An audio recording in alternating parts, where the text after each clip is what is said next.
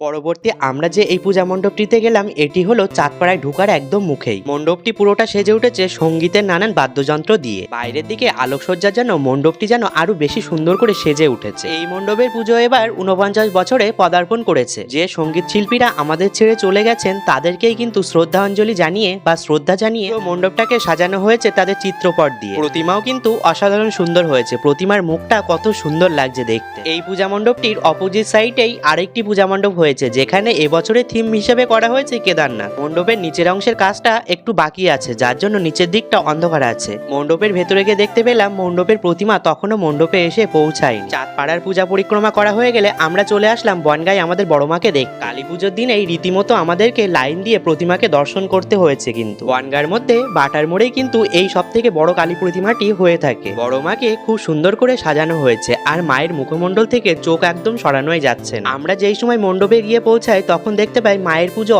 শুরু হয়ে গেছে। অনেক মানুষজনই কিন্তু মাকে পুজো দেওয়ার জন্য এসেছিল। আমাদের বনগাঁ শহরের বড় মাকে দেখে তোমাদের কেমন লাগলো কমেন্টে সবাই অবশ্যই জানিও বন্ধুরা। আজকের ভিডিওটা তাহলে এই পর্যন্ত, আর আমরা তত সময় বাড়ি যেতে থাকি। আর আমার চ্যানেলটা সাবস্ক্রাইব করে দিও, আর যারা ফেসবুক থেকে দেখছো আমার পেজটাকে ফলো করে দিও।